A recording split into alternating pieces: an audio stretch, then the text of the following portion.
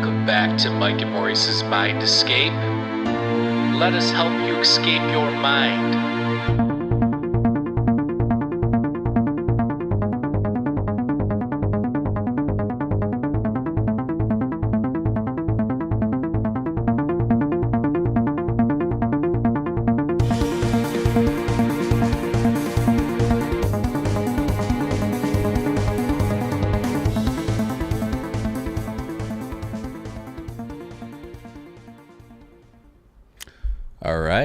Welcome back to Mike and Maurice's Mind Escape. We have episode number 294. We're getting close to 300. Maybe we'll do something special. We're also coming up on 6 years here, these holidays, too. It's crazy.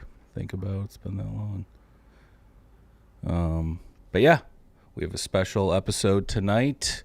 I am alive. Thank you to some people sending emails. It's only been a week since our last show, but people knew I had a nasty venomous spider bite. It's kind of going away. And it wasn't a brown recluse. It was it was a sac spider. Either way, this thing is gnarly.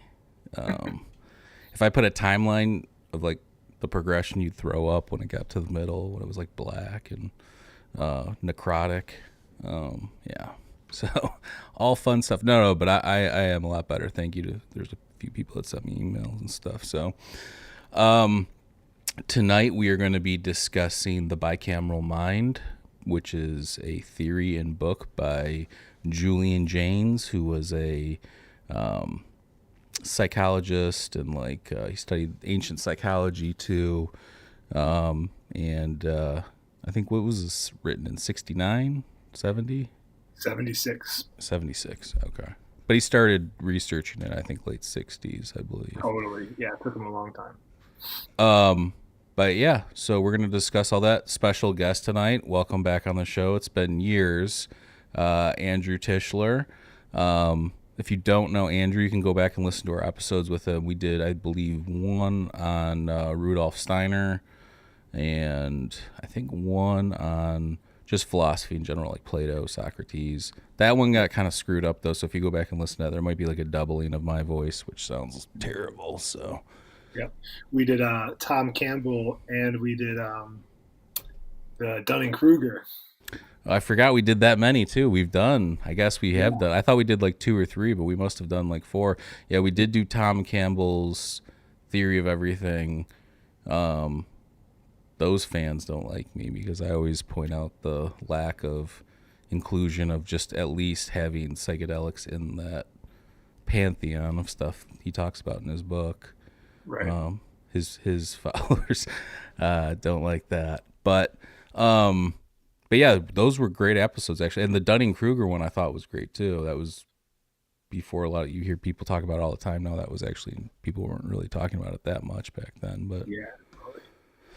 But yeah, man, it's good to have you back on. If you don't know who Andrew is, he is a very sick, very heady glass blower. You can check him out at A Tischler Glass on Instagram.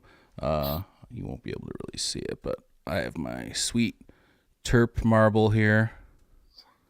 And here, I'll pull up a couple pictures real quick, too, of some marbles that he blew. Again, hand-blown glass. Look at this beauty. Do you know this one's for sale right now? Yeah, that one I have on my website. So. Okay, what's your website? You said it, atischlerglass.com. Okay, yep. Gotcha. Yep. And then this beauty too. I love your fractal work. That's actually, it's 2 shots of the same marble. So that's that's the back end of it. Yeah. It's okay. Gotcha. Oh, I see. Yeah, man. Yeah. Sick. Yep. Yeah. Thank you for showing me that. And can I take a second to say thank you for having me on, and congrats on 294 episodes and all the success. It's really cool. Thanks, man. Yeah, I appreciate it. And yeah, we'll have many more to come. This thing's evolving as we are. So, yeah, I don't know, but yeah. So go check out Andrew's stuff. I highly recommend it. If you like functional glass, even non-functional, I mean, I guess you could use those marbles for anything, not just terp sets, but yeah, that's what That's what I'm using them for.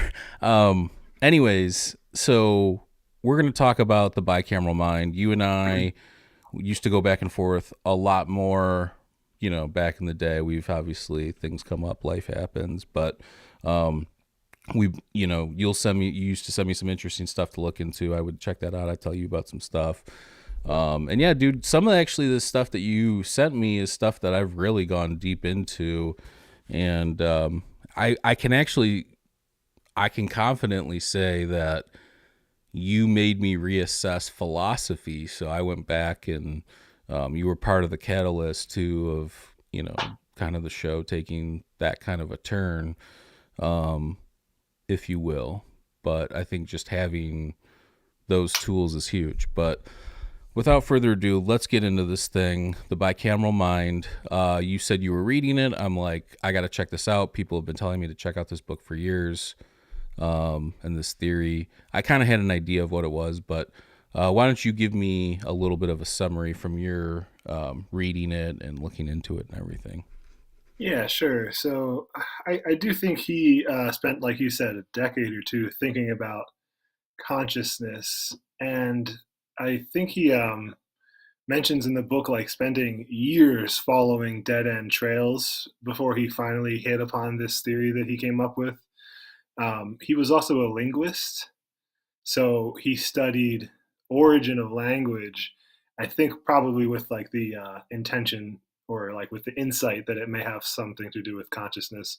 So him knowing so much about early language, I think really helped him develop the theory the way he did.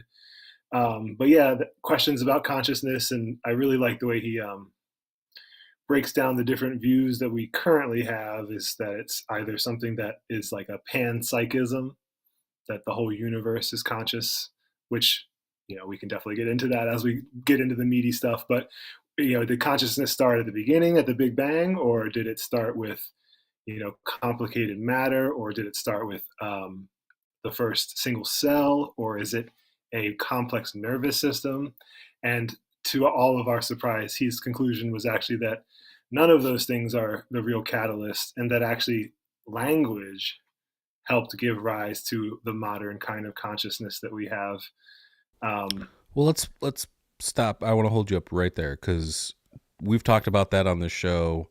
Massive point. I don't think people really think about it that much, but even think about cultures and just different languages and how people interact within those cultures via their own language and there's some languages that they don't even have descriptions or words for things that other cultures do and stuff like that. So it has a massive influence on consciousness, whether it is the catalyst that changed it along kind of like what you're saying or not.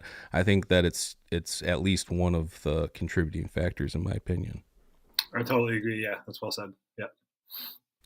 So he gets into this thing. So we've talked a lot about on the show about gods. Where are these gods? Where did they go? Who were, where was this coming from? So why don't you explain that aspect of it? Because I think that that's obviously the most important point or, part of the theory. Yeah, so he picks up the gods kind of in the middle of his theory, and he's trying to. Okay, so I think the origin of the gods would have been like a tribal leader. So like the first god was like a king of Ur that they find buried with certain things. So when the like if you imagine ancient hominids and tribal communities listening to the leader dictating, and where the leader goes everyone follows, and there's like he kind of describes just a chain of events that occur that instead of hearing the leader's voice when he's alive, that he argues that you continue to hear the leader's voice after he dies, and that this leader's voice transforms into the voice of not just a human leader, but like a leader on high. And all of a sudden now there's like this transition from a living human God to like a God removed. And what do you think about that part too? Because I thought that was kind of weird when they were talking about how people used to like dress and sit dead people at the table and like, so Yep, like that, what you're saying is kind of the idea that even when they die, they still hear that voice. So they take care of the body as if it's still alive, which was kind of a weird thing to think about. exactly. Yeah, because they continue to hallucinate. So the whole idea of that stage is that they are not introspecting moment to moment about what to go do. That if they are behaving or acting in any way, it's as a result of these hallucinated voices of the leader telling them what to do. And it's just that these hallucinated voices are ever present, for this bicameral people. Um, it's the source of their volition and action. Yeah, to your Yeah. point too, the father, the archetypes, the father, the mother, gods, goddesses. Um, yeah, and what does he call them? He calls them like noble cogs or noble automaton, something like that, where they're just Yeah. like they have like good intentions of being a good human being. However, they don't have, like you just said, like introspection or something like that. I think, like, as a metaphor, like a beehive or an ant colony, where why are they so consistent? Why are they so dedicated to the queen and to the colony? And it's because, like radio transmitters, they're constantly getting signals from the queen herself. It's a really kind of a one-to-one metaphor for the bicameral society, that these like rulers are able to just basically transmit like telepathically, yeah, almost like instinctual commands. Yeah, so it's like they're moral to a fault because the volition isn't there to take them. Yeah. Didn't it? Doesn't it feel like it answers too many questions? Like it just fits. It's almost like he's got a board and all the strings of all the mysteries surrounding consciousness and origins and stuff just lead, like it fits, everything fits into place. So that's why this is a interesting theory, and why you might have people like try and poke holes in it, but there's not like that's pseudoscience or anything like that, because you really can't refute it in a way. Even people like Daniel Dennett, who's like a hardcore materialist, says it's like one of the bigger inspirations for the way he thinks about consciousness and stuff like that. Oh, So I didn't realize that. That's awesome. Yeah. Yeah, his just the analysis on consciousness and what it isn't and what it is, I think, is one of the reasons I suggested it to you. Like, given his theory or not, just the being, like you said, having that in your toolbox is pretty powerful. yeah, I mean, again, I've been putting it off. I don't know why I did, but maybe it's things, stuff. I think sometimes that stuff happens for a reason. Like you're just into something else, or something else is going on, and then it hits you at the right time and place. Totally. Yeah. Um, a friend of mine that has also read the book, we like to joke that Jaynes was a academic materialist scholar that accidentally stumbled upon an esoteric truth about the world. So his methodology is strictly evolutionary materialist, which is, you read that in the book. He's not broaching the subject of what are the gods, except outside of just neurological kind of stuff. But we like to. I don't think it's too far of a. You can use James's theories and have them inform more spiritual worldviews, and they just it still fits. Like you're saying, it fits too well. Um, so I think he's on to something, but there's definitely more to the story too than is in his books. Yeah, absolutely. The one of the interesting things to me is he actually uses um, ancient Greece like a lot as like the backbone, the way he describes it. So he's talking about, like, if you look at like Solon's writing, who Solon is one of the great, seven sages of ancient Greece, and he's saying he's like one of the first conscious or introspective people. And then you have like Thales, the first philosopher, natural philosopher. Oh, there's other explanations than these weird voices we've been hearing forever, kind of a thing. Now, thinking about that though, um, Do you think that, because there's a lot of stuff, because like that even incorporates the schizophrenia aspect of this, which is he's saying that that is, or that was like some part of it, or on some level most people had it or something. Like that was the confusing part to me, is like, is that kind of the vibe you got from that? Or Well, what he noticed is that the behavior and like internal experience of schizophrenics is he calls it like a vestige, which is a fancy word for like a leftover. So the fact that schizophrenics hear, interact with, and act on the voices in their heads told him that that is something that's plausible in human nature. You know, it's not something we have to imagine because we have examples of it now. And you know, he talks about how even average people experience voices in like a sort of 1 to 3, 1 to 4 ratio, but most people don't report them. But like stories of housewives that have conversations with their dead mothers or grandmothers as a matter of course every morning, but just wouldn't report it to the husband because who would believe them? But when they're asked about it, all these stories come out. So schizophrenia for him was like a proof that this is a possible thing, that human beings have this relationship with a voice in their head, and that the brain can produce voices and audio hallucinations and visual hallucinations. And so I yeah, mean, they it wouldn't be the all bicameral. Yeah, go ahead.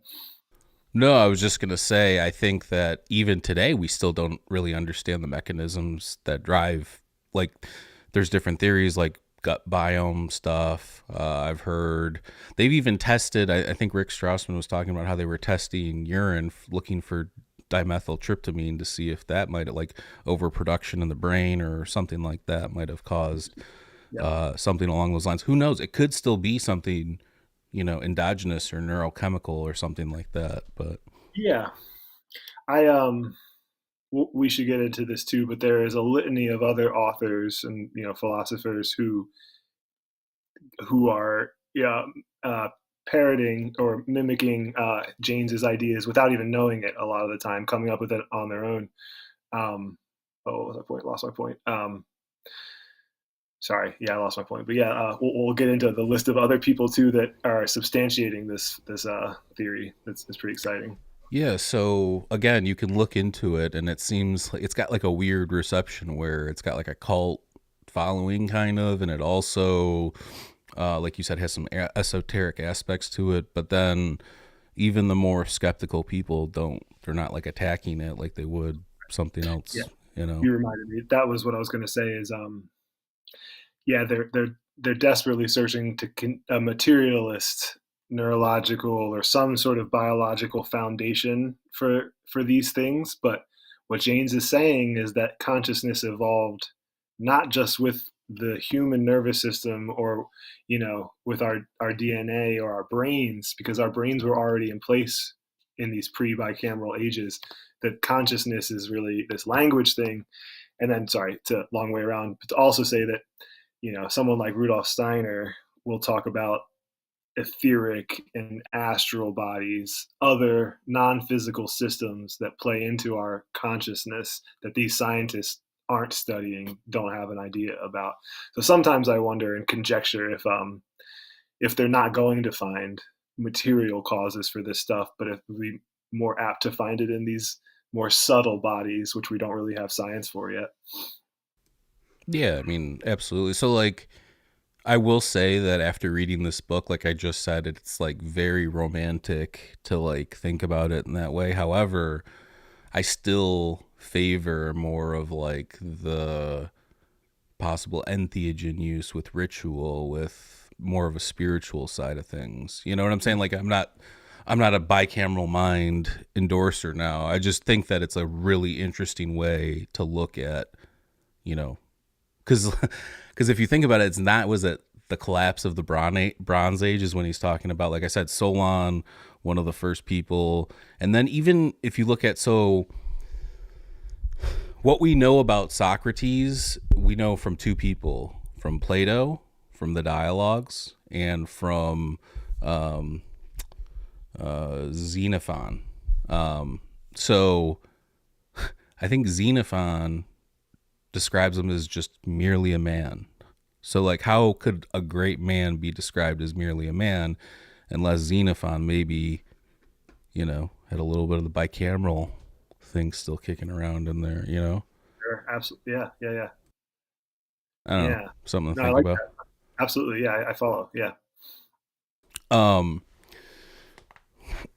what was something in the book though that like really shocked you? Because like the fact that he used the Iliad, and then okay, so in the Iliad he's saying that these are all bicameral minds.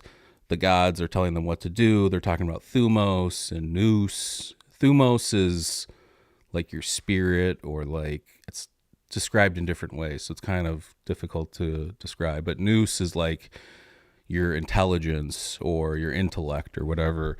But he talks about all these old words used, and so he in the Iliad they're all these bicameral minds, and then when you get to the Odyssey, Odysseus has the ability to use introspection and manipulate and trickster. These, what are they called? Not sea wenches, sirens, and Right. yeah. So Yeah. The archetype of a conniving, like problem solving, right? Which is totally not what you find in the Iliad, according to Jaynes. Yeah. but what did you find that? Because that was actually really shocking to me, because I've read those before and I didn't even really think about that at all when I read them. Right? You're just thinking it's like some old timey way of talking. Right. Totally. So I do think, like, yeah, his ability to bring logic or just a new understanding that's plausible to all of these epic poems and phrases we find in ancient texts that we either mistranslate or just don't have any experience with. We don't have that experience, so we paste over our modern experience, because how could we know that there's something different?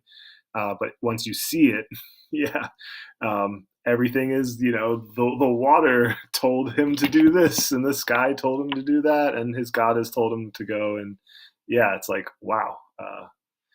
Yeah, he does such a beautiful job. Like, there's like 4 or 5 more words that that he breaks down. Like, this is not consciousness. It's not consciousness. Yeah. Yeah, and then again, some of those words all then get used as like body parts too, so it gets get like really weird too, Yeah. like the way it's used. Um, Um, Real yeah. quick, my friend that is also familiar with this. She's always pointing out that, like, if you read the Bible, you'll in the earlier bits, it'll start with like, "Hear my voice, listen to listen to me, hear what I have to say, like, hear me." And it's like, that's a bicameral thing. Like, it's the auditory hallucination will become your volition. Listen to the voice and do as it tells you. Like, you start to see the bicameral idea in all of these old, Yeah, really. so do you think the catalyst would have been like a Solon or somebody being like, um, kind of what you said, like you hear the voice and instead of thinking, oh, I do whatever this thing's telling me to do, kind of like it Mhm. says, um, but maybe at that point Solon realized, oh, this is just my internal, theater or whatever. I don't have to do that. I have the choice or free will to do or not do that. And then Yeah, that's what we have now, which is like, yeah, we have our inner voice and our, if you want to say your hypothetical angel and devil on your shoulder, we have those. And or maybe some people don't actually. I think that there is some sort of, I don't know what it's called, but I feel like there is something I've read where people don't have that introspection. That would be interesting. Now I got to look into that, because I think that that might, well, yeah. exactly. So, um, this is where, like, I would enter a guy named Marshall McLuhan. Are you familiar with McLuhan? So his whole idea is like the extensions of man and technology extending our body in different ways. So, like, the telephone extends our voice. The camera extends our eyes. The tire extends our feet. So the road extends. Everything. All of these different technologies extend part of our body.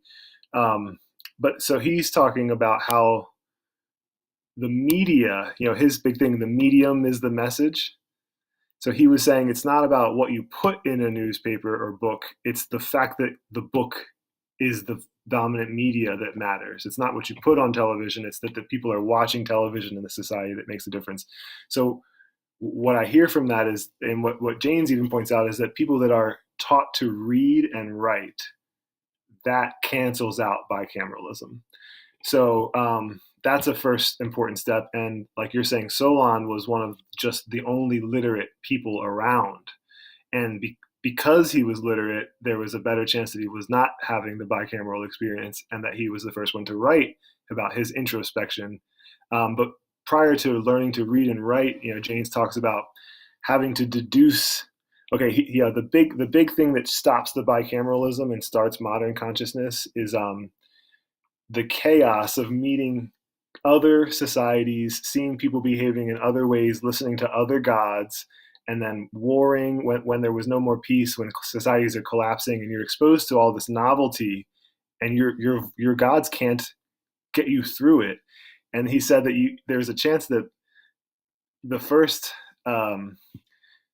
we had to assume that the other person that was like a part of some other society, that maybe they're conscious, maybe there's an I in them, that's why they're so different from me. And if they have an I in them, maybe I have an I in me too. And he talks about maybe the first people to woke up because they thought someone else was conscious, and it almost like spurred them to consciousness, which is a funny idea. It kind of turns, I forget who's the psychologist that said like the mirror stage, like Lacan, I think, like you become conscious by recognizing yourself. Well, Jaynes says it's actually the opposite. You become conscious by recognizing someone else with some other gods that are doing their own thing that doesn't match with what you're doing.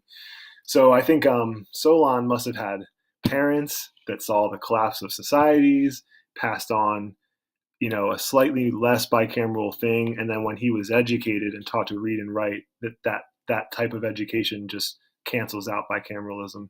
And the last point I'll make is that's the same reason Plato was against poets in his Republic. He wanted to ban poetry, and it's because poets put people into trances and they have bicameral experiences, and he wanted people not to learn from the oral tradition, but learn from the written tradition. So yeah, that's what they were mentioning, right? Like the poems with the music and these like they would use it as a like a system of remembering or something like that. I mean, it was very psychedelic. They would go in, the reciters would go into a trance, and the gods would recite to them, and they'd repeat it, and the listeners would go into a trance, and they would become the figures in the story. They'd have this psychedelic, like you said, almost entheogenic, where they become the hero that the reciter is talking about, and then they snap out of it when it ends, and they go, oh my gosh, like so that's this idea of this bicameralism. That one critique I would have of this whole theory, psychedelics, because people did psychedelics, people did entheogens. You would be hard pressed to convince me that somebody's not introspective from one of these experiences. Or people, like, for instance, if you did the Eleusinian mysteries, everybody has to partake in it once in their life. Everybody experiences the Kekion. So that in itself would be like transferring from bicameral mind into some sort of conscious awareness state. Again, I'm not saying this would debunk his theory. I'm just pointing out that like anybody who had that experience in the ancient world, I think would have been ousted from the bicameral mind. I'm glad you brought that up, because it dovetails with like my, when I think about and compare it with Rudolf Steiner. So again, Jaynes, his method is to work within academia, to use academic methodology, publish in peer-reviewed journals. So there was a severe limit to how much he could conjecture and to what kind of information he could use in these theories. And I think he as a person accepted those limitations, but we don't have to. And so Steiner, we'll talk about, just as you're saying, mystery schools and initiations. And what I would think is that, yes, the collapse of civilizations changed consciousness on a large scale. But what Steiner is saying, that on a small scale and on a much more intentional scale, these mystery schools are initiating people. And Steiner literally goes as far as saying this, that people in ancient mystery circles were experiencing a kind of consciousness that everyone in the future would experience. that initiation is initiation into a new kind of consciousness. So if you were talking about a bicameral age, these people are being initiated into our modern consciousness. And so Solon may have been an initiate, and it was through these initiating processes with psychedelics or meditation or other things that are actually bringing people out of bicameralism, just as you're saying. And so Jaynes isn't tracing that lineage because it's harder with his methodology, but we can. And we can say that perhaps it wasn't just the collapse, but it was these secret schools that were intending to bring a new type of consciousness as a result of their whole spiritual worldview. I think you definitely said it well. Yeah, I agree. I just want to point out a great book. So we're talking about the collapse of the Bronze Age. There's a book called 1177 BC by Eric Klein. Now, he's an academic. It's kind of like a mainstream book, but it's a really, look, whatever you like about history, you have to know what scientists and archaeologists are saying. So even if you don't believe it, you should know where they stand so you can have a conversation with them about it. But that book is unbelievable to tell you exactly what was going on in 1177 BC, which is a collapse of a lot of shit. So and again, you can read it with the bicameral theory in mind, and they start to bounce back. I made a note. I'll definitely check it out. And then just to get it out of my head, like, do you mind me taking another tangent? Dude, run with it, bro. Thank you. So I have been reading Rudolf Steiner for a decade or more, as you know, and in Steiner, constantly you hear this phrase atavistic clairvoyance. So atavistic kind of means ancient, or like a way that things used to be that they aren't anymore, a way of an antiquated way of doing things. So he kind of says it's almost regressive. Like at that point it was fine, but now it's atavistic clairvoyance. So he would say things like the whole spiritist movement and trying to get knocks on doors or have ghosts appear, that or even schizophrenia, or all these things are kind of like he talked about ancient people having this atavistic clairvoyance as a rule, that all ancient people at a certain point had this clairvoyance. And so it just didn't take me long when I was reading Jaynes to realize, like, they're talking about the same thing. Steiner is saying that all ancient people have a type of clairvoyance, and Jaynes is saying that all ancient people visually and auditorily hallucinate and see into their spiritual world. It's like, okay, these people are saying the same thing. But what's funny is that Steiner said it 100 years before Jaynes did, and he said it for completely different reasons. And Jaynes said it not because he read Steiner and agreed, but because he used a fully different methodology, but came to the same conclusion. So it's like, whoa. Here's this, Oxford-educated linguist, psychologist talking about atavistic clairvoyance, and here's Steiner talking about atavistic clairvoyance. And then I read Marshall McLuhan, and he's talking about how media changes your mind, that the dominant media in a society dictates the kind of mind. So before writing, what was the media? It was this clairvoyance.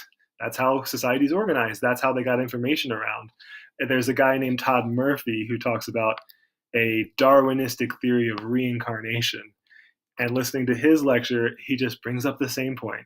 And there's Gene Gebser. There's all these, Tom Campbell. His whole theory is... You know who the first one was to kind of... Well, I mean, people attribute a ton of shit to this guy, but they don't know exactly what was his. But Pythagoras, right? Exactly. That was like he led an ascetic cult where people were vegetarian and believed in reincarnation and used this number magic and numerology to kind of figure these things out. Totally. So like once Jaynes put it to me, I realized that all of the people I'm reading about are talking about the evolution of consciousness. And I know you share that passion, and that's what a lot of this channel is about, is like talking about the future, the new paradigm, consciousness, spirituality. Like, so it's just really exciting to realize, like, Oxford academic materialist, he's talking about it. Esotericist, he's talking about it. McLuhan's talking about it. A psychologist, they're all coming to this conclusion. So it's like this new paradigm is starting to creep and get some serious hold. And I just thought it was so exciting to find people hundreds of years apart totally dissolute, same ideas. So that was, to me, really exciting. Absolutely. Yeah. I think you hit it on the head too with that whole idea. And yeah, I haven't looked into or listened to any Steiner stuff in a long time. Maybe I'll revisit it. But in terms of what you were saying, I mean,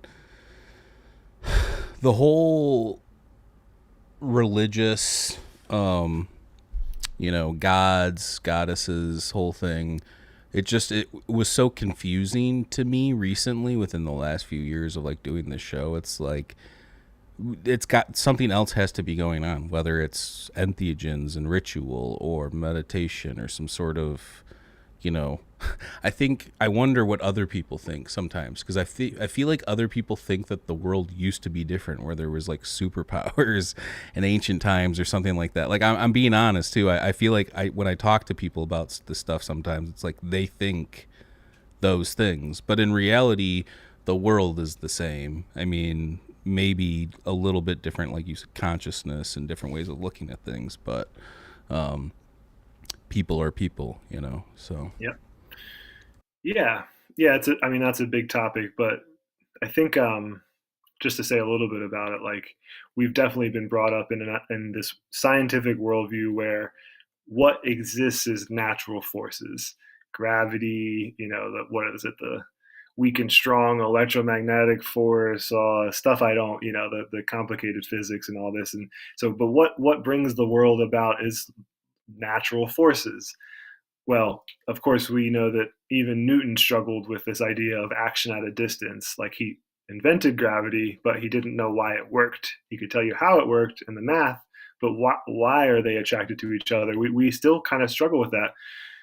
So, okay, we have the scientific thing where everything is forces.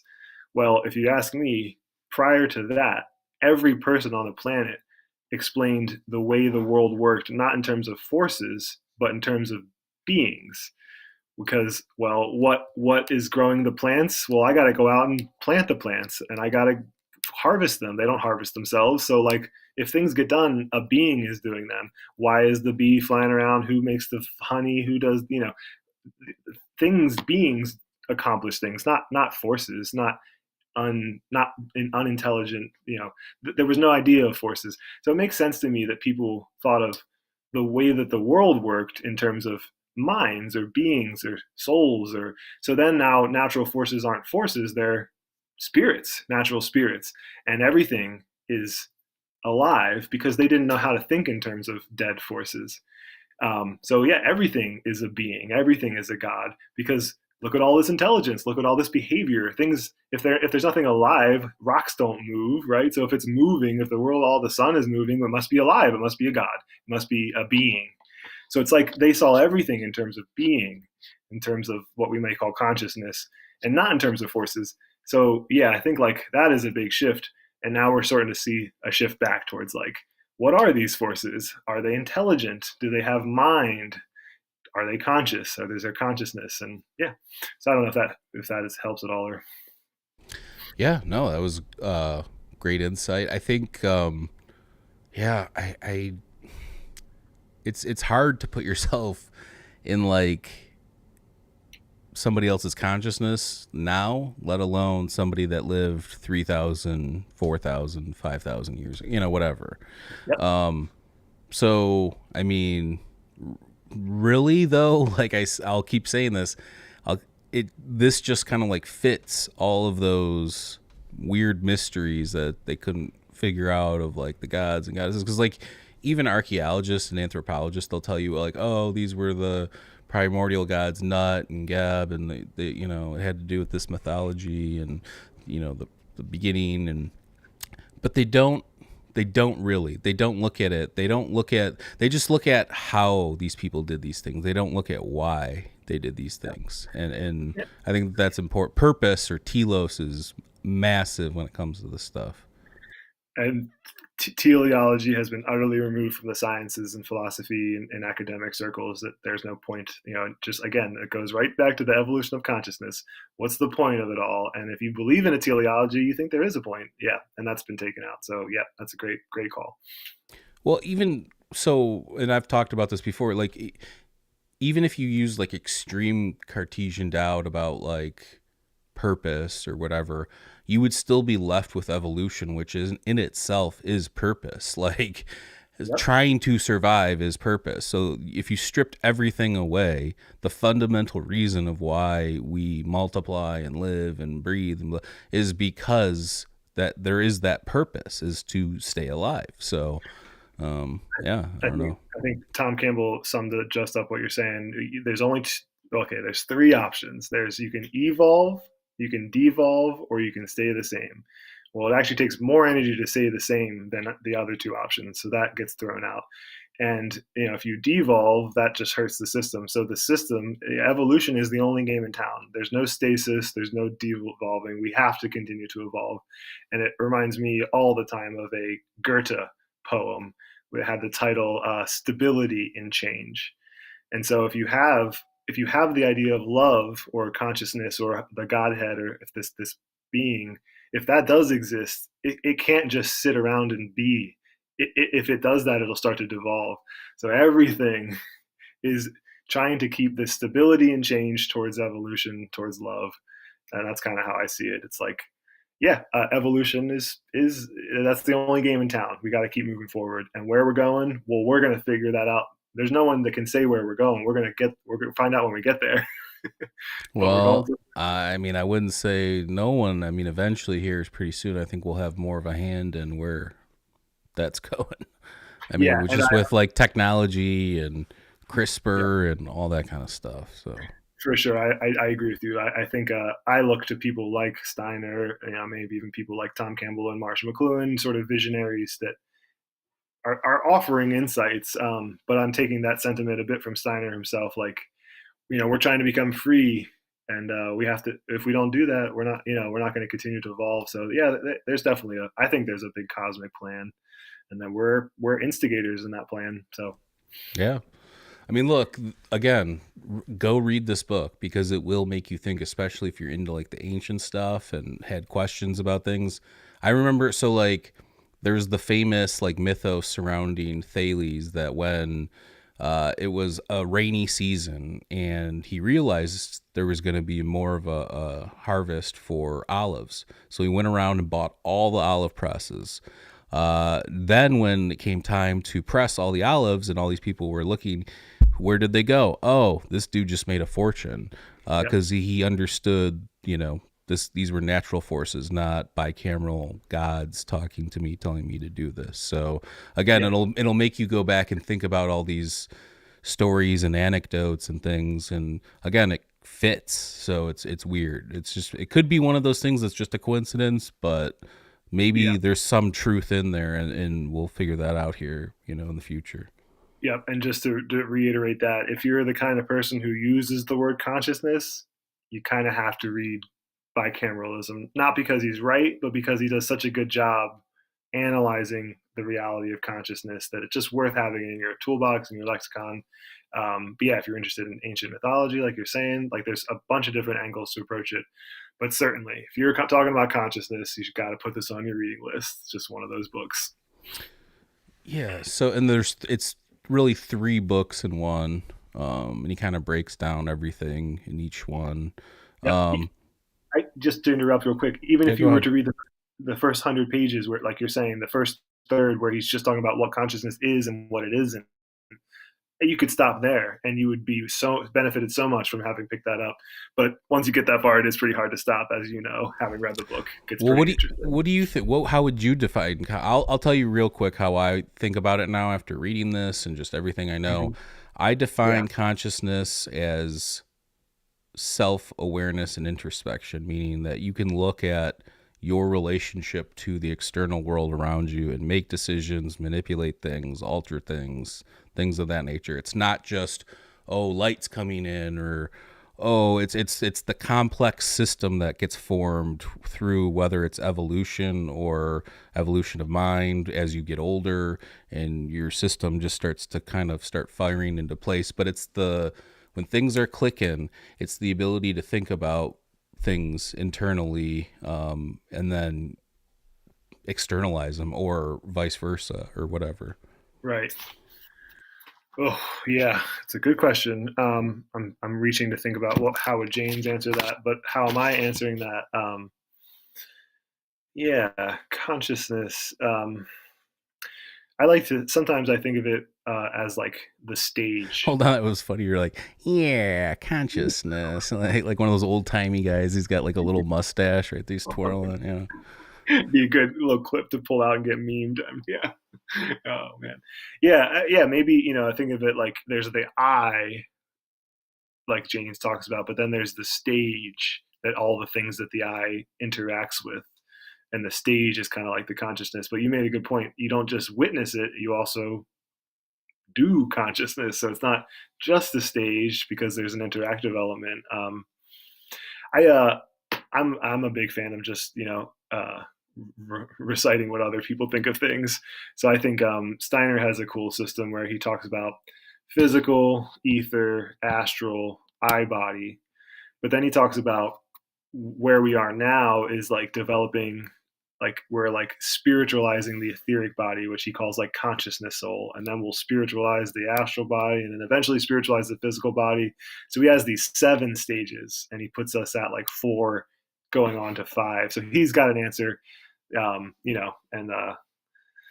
yeah, consciousness. I just think it's just such a hard question to answer when you're talking about Jaynes, because he does such a good job of whittling away everything you thought you knew about what consciousness is until it's like I and spatialization and an I in a mind, an analog I in a mind space. Yeah, it's a good question.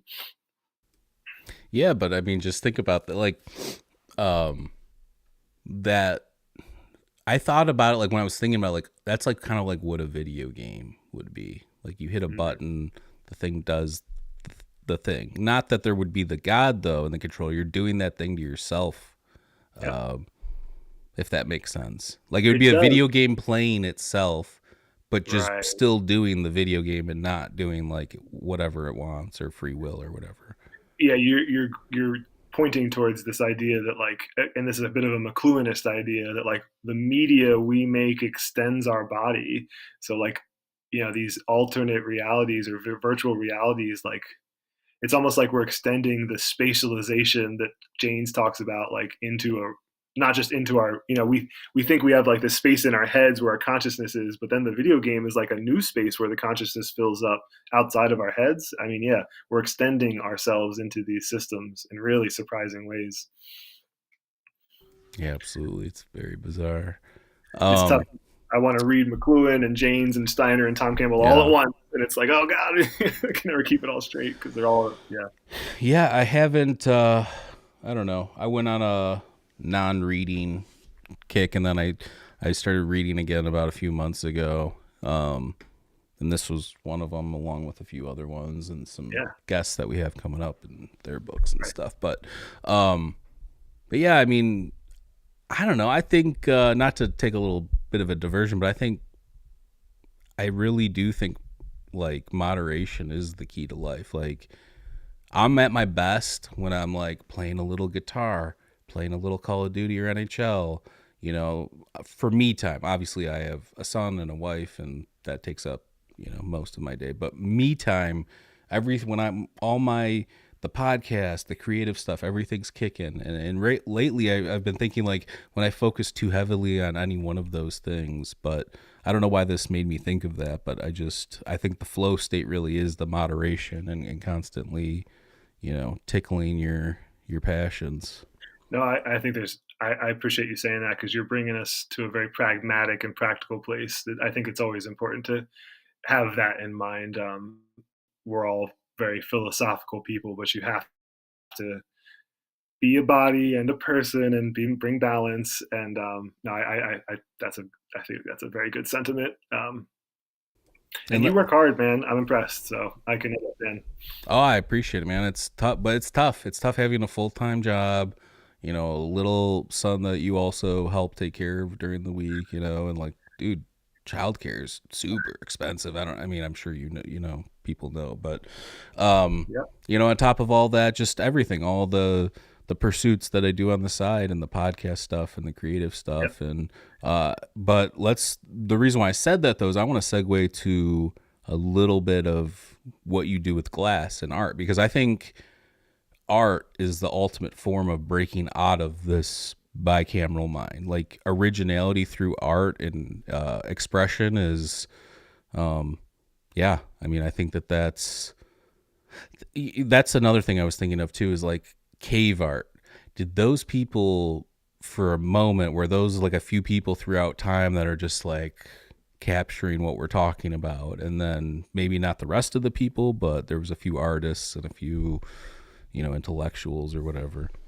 Yeah, even the academics say that whoever painted them were probably tribal leaders or shamans or someone of great significance within the society that was playing a very important role. And I totally think you're onto it. Like that the drawing itself shows that there's a different type of mentality than everyone else that's there, and that it's a more modern mentality. So I think I totally agree, and I appreciate you bringing that up. Yeah, I've been doing glass for a living now for like the last year and a half, and there's just so much balance you have to bring to it. Like I can't spend too much time doing that. I do have a tendency to read a lot, but I can't do that all the time. I play disc golf. That's one of my things. So I definitely have a lot of hobbies I balance myself in. I think we can't let the corporations get us and think about this idea of productivity. There's we're not trying to be productive. We're trying to become more spiritual and more loving, and that may mean sitting and being silent and being goalless and rejuvenating and bringing balance. And yeah, it's hard to separate productivity with like your own spiritual aspirations, but I think there's something of a difference. Yeah. Yeah, you don't want to be that noble cog or whatever, like we all, like, whatever it is, whatever you're passionate about, start doing it. If you're not doing it right now, take it from me. Like I just said, I'm at my best when I'm balancing all these things, hitting them all, Yep. Same thing with my boy Tischler over here. Listen to this guy. Look, go check out his glass, A Tischler Glass, seriously, on Instagram, or atischlerglass.com, and buy yourself a terp set. Get a marble. Your marble, you don't have to do anything. You can just set it. It looks beautiful on your counter or whatever. Your collection. I have a collection. I'm a collector, but I'm trying to get some more pieces into your collection. We talked about to follow up with that. I'll be definitely adding to that in the future. And I just want to reference, because you're giving me the platform. If anyone listening is savvy on Instagram and they aren't finding stuff in their price range or is not seeing something they want, if you just mention this is how you found me, we can definitely work on something. I want to support Mike, what you're doing, and all the people supporting you. So we're a little community. So just mention that you found me that way. I'd be happy to get something in your hands. So very appreciative of you guys. Dude, that's awesome for sure. Somebody take advantage of that, because that's he's got stuffs on a lot of the nice online galleries and stuff like that too. So his stuff's out there. I will also point out that we maybe, I don't know, we'll talk about this more, but we were talking about maybe doing a collaboration too, maybe like a Mind Escape marble or something like that. I think something like, if somebody's interested or people are interested in some sort of Mind Escape, either functional or non-functional glass piece, let me know. Yes. I'm thinking of ideas right now to get like a couple pieces made. There's some options. So it'll be some work, but it's totally worth it. So, it might be hard. I am not taking into account how hard this would be, but I think a dichroic background with like some like slime green writing or letter colors or something like that. I've seen you've good slime work on some of your marbles where you do those flower patterns. Thank you. Yeah. Are you familiar with the term Marini? You know what Marini? People can do like an image, and then like they'll do an image in kind of like a flat 2D thing, and then you stretch it out and cut up the slices, and that image gets like you get like a little coin with that image on it. So if we could do your logo in a Marini, we could stretch it out and cut up like 10 or 20, and then you can make more than one piece. Oh, dude, yeah, that would be sick. Yeah, it's like a way to get kind of like your image, and then we put some dichro behind it. Like, I haven't done too much work like that, but it's such a good reason to try. So yeah. Let me think about it. Yeah, we'll get more into that. I'll let people know if that comes to fruition, because I think that'd be kind of cool. And obviously, we want to support Andrew here and what he's doing. And yeah, go check his stuff out. Again, atischlerglass.com. All right, let's get back into this now. What was your takeaway from the whole thing? Obviously, like I mentioned, I'm not completely sold. I think it's super interesting. It fits a lot of the holes, or plugs a lot of the holes of mysteries and stuff. But through my own experiences, I do think that it's tough. Look, I have OCD, so my brain works differently to begin with. So it's not that hard to believe that that's possible. It's just hard for me to believe that throughout time this guy's had to come up with this intricate theory to explain that. We just didn't figure it out, which is possible, I guess, too. But I don't know. What was your final takeaway from the whole thing? Yeah, I think that's well said. Like, it really, until you put all of the pieces together, like he's describing, it's kind of hard to believe. And he admits it all the time. Like, it's a kind of an unbelievable theory. So it really takes like seeing it from the very particular angle that he saw it from to sort of have it make sense. But like you're saying, when you do look at it from that angle, it does make a crap ton of sense. But I just think my takeaway, and I definitely referenced it, the fact that kind of like everyone I'm reading is talking about the evolution of consciousness, that kind of makes me excited. So I think you're right. I'm not committed to him being the guy, because I think there's a lot more that needs to be added. But I think he's one of the guys that is starting to build that foundation. I think we can agree that like consciousness and mind and spirituality like are the big debates right now. So it's just a piece in that debate.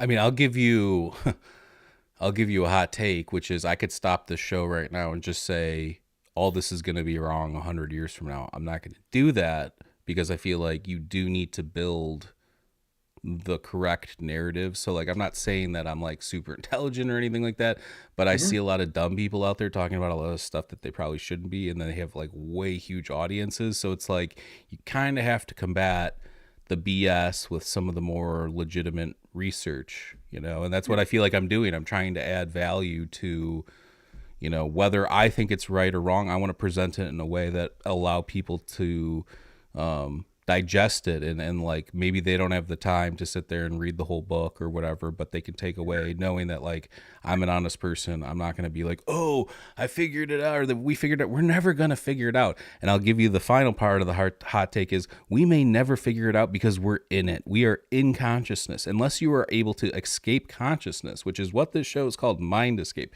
If you can escape your mind, the closest I ever got was with chemical intervention. But if you can escape your mind, you might have a chance at figuring out what consciousness is. Near-death experience.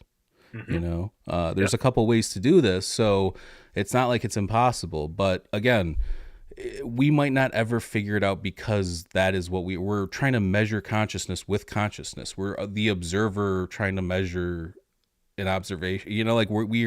It's kind of like a double negative in a way if you think about it. So, well, yeah. Just to what's the phrase you use, but yeah, to go back the other direction. What's fun with Jaynes and these people is that they're so far on the fringes now that in 100 years maybe they'll move towards the center, whereas the things that are in the center now in 100 years will definitely be moved on from. So Jaynes kind of occupies a very fringe space. So it's like, yeah, that's my fun way of it's maybe he will be the one that we have to say is wrong 100 years from now, because he was a bit ahead of his time. And like you're saying, we still will have to overcome even that at some point. But at least he's one of these fringe guys that maybe will be part of the new paradigm that you're saying. We'll have to overcome that too, and I totally agree with that. But also, you're bringing up like really important personal points of view about like balancing your interest in all these topics with like your own life. And maybe we can get another episode going about my guy Steiner and the philosophy of freedom, which is one of his main texts. And because he actually will talks about like epistemology and like studying mind and where it came from, and like a lot of what you're talking about is in some of his early work. So could be another episode. No, let's do it. I mean, I was all into that. I was hands deep into that. Back when we were doing those episodes, it's something that, you get on like a roll with other stuff and you just don't really think about it. Nothing against them. I just don't really, haven't Yep. thought about them in a while, but I'm going to pick that back up. Like I said, let's do that. Let's do an episode on Steiner. Yeah, that'd be great. We'll get it on the books. And yeah, I'll start looking into it. Just give me like a little bit of direction of what you Yep. want to look into, and we'll go there.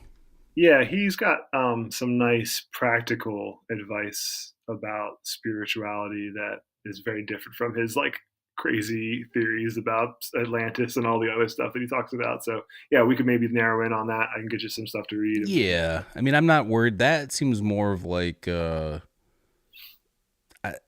thinking back. I thought like, oh, it take that, but no, that's like Lemuria and all that stuff. There's a thing where he's talking about like the Egyptian traditions, and he starts to equate like their architecture with the way that their minds are at the time. Like, if you look at he was just making correlations between like if you look at like the Greek temples, and some of them are like open air, and these like he was just making connections between that and like the culture of the people too. But yeah, some of it gets wacky, but I mean a lot of stuff gets wacky, so it's like if that's what we're worried about, I mean that guy lived over 100 years ago, Yeah. so. Yeah, I got into Steiner reading his philosophy, and then I found out that he had all this other stuff to say, and I feel lucky that I got into his philosophy first, because I think if without that, you don't really know what to make of all the other stuff. Like you're saying, there's lots of people that have said lots of things. So I like to talk about Steiner's philosophy because I think it gets at more of the heart of what the practical stuff you're talking about. Yeah, I mean that turn of the It's fun to, century time too is tough. Like Madame Blavatsky, a lot of that stuff has like racial undertones, and yep, a yep, lot of like messed up shit in there. But again, those are turn of the century people. Not that whatever, but you can, I can do it, but it seems like most of society can't separate the art from the artist. Not that we need to be like excusing terrible, disgusting behavior, but somebody, if we're gonna read Marcus Aurelius's Meditations and there's something in there that we don't like, are we going to be like, oh, this is the whole thing's garbage? No, you don't do that. I agree. And I'm definitely a big fan of, I will always, if I get into somebody, I always Google like debunking this person or criticisms of this person, because I want to know both sides. And yeah, there's definitely stuff that you can talk about with Steiner and these people. But again, I just, if you read Steiner's Philosophy of Freedom, he actually addresses some of that stuff. And, his point of view is that if the human being is free, then it can be free of all of these sociological, psychological, historical, racial, all that stuff falls away if you're talking about true freedom. And I think Steiner's got a beautiful point of view on that. So yeah, yeah, exactly. No, I'm down. We'll do the episode on it. And so the Bicameral Mind, I'm putting it on the shelf as something kind of credit. Like I'll still need to go digest what it was when, I finished reading it. I don't know, like 4 or 5 days ago. Cool. And since then I've like thought about all these like other things that I've read or like theories and stuff like that and how it plays off of that. So I still think I need to digest it. So we could maybe even do another episode on this as well, as what I was going to say. Yeah, we can definitely do that because, like you said, there's 3/3 of the book, and we've kind of touched on some of it, but there's definitely more we can dive into. Oh, there's a ton. I mean, there's a lot, because even it's not the biggest book. I mean, it's big, but it's not the biggest book in the world. But the content is so like mind altering, in itself. So Yeah, it'd be fun maybe to dig into like the role of the ziggurat and the role of idols, and then the role of oh, like yeah, I like oracle. that part. Yeah, let's definitely talk about that next time for sure. Yeah, yeah, that could be fun. And I think you're right. We could both brush up on it again because there's so much information in that book, so that we're ready to talk about it. That sounds great. Yeah, yeah, cool. Is there anything we wanted to hit on here before we wrap it up?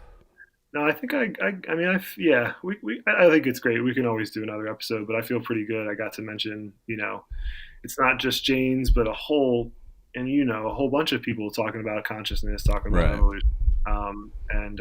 But Well, did we ever talk about Dr. Claire Graves? I I talked know, about with somebody else, but yeah, that is you did mention it.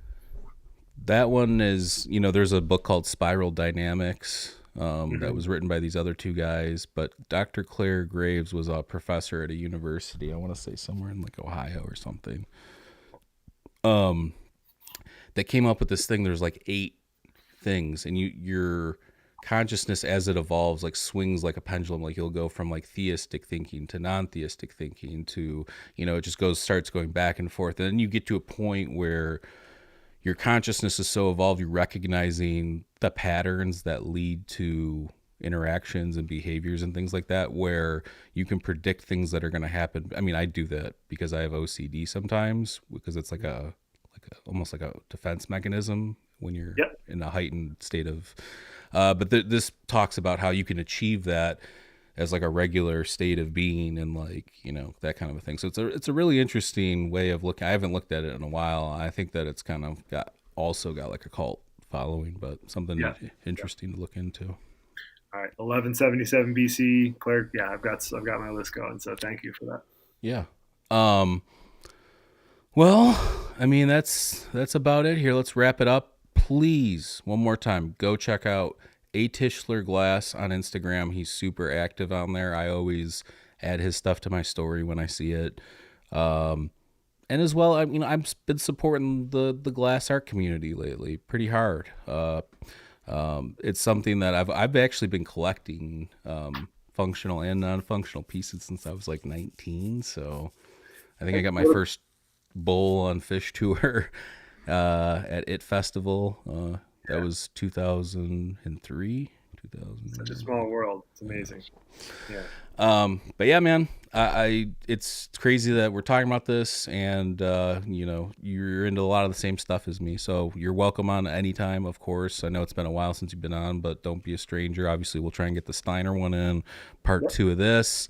Yep. And yeah, everybody go buy a Terp set or a marble right now. Yeah. He'll hook you up, bro I'm and I'm gonna gals. return. I'm gonna return the favor because since I've been on, you've done 200 episodes and you've had some really big names on this show. Like, it kind of surprised me a couple times. So that's amazing. All the hard work you're putting in. It is not easy to do what you do. So, Thanks, and you're man. so. It's awesome to see, and it's great to be back on with this like new evolved platform. And yeah, so thanks for having me. Thanks for all the time you put in. Like, I would never have been able to have this conversation if it wasn't for you putting out that content. So Oh it's man, awesome. I'm all about connecting with people and interesting things. And dude, thank you so much for your kind words. And if anybody wants to support Mind Escape, the best way to do it is to go to our LinkTree link down below. It's got everything. We got a merch store with designs that I created. We've got Patreon with exclusive episodes. Some of the people he just mentioned, Rick Strassman and Randall Carlson, and Right. a lot of these big name people are on there as well. Um, and what else? Oh, go check out our documentary. It's free on YouTube right now. It is called As Within, So Without, From UFOs to DMT. There is an extended cut on our Patreon as well for $7.77.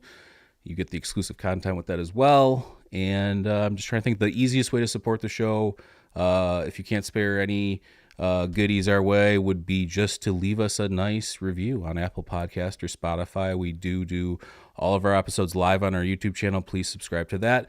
But we also have our video episodes on Spotify. If you're not checking that out, please do that as well. It's in 4K. We're really pulling out all the stops here. So, Yep. I'm working on a new song. It's super sick. Love where it's going. Should be ready maybe by next week, and a new video being worked on here eventually by Maurice. Yeah, that's right. Maurice is still alive. He might Yeah. be he might be on one time. I don't know. But yeah, so look for all that. But listen, we got to wrap it up here. We love you. We love everybody. Please stay safe out there. Spread love, spread kindness. Don't don't listen to what's on the news. It's garbage. So just spread love and peace, and yeah, that's it. We love everybody. Stay safe out there. We'll catch you next time. Peace.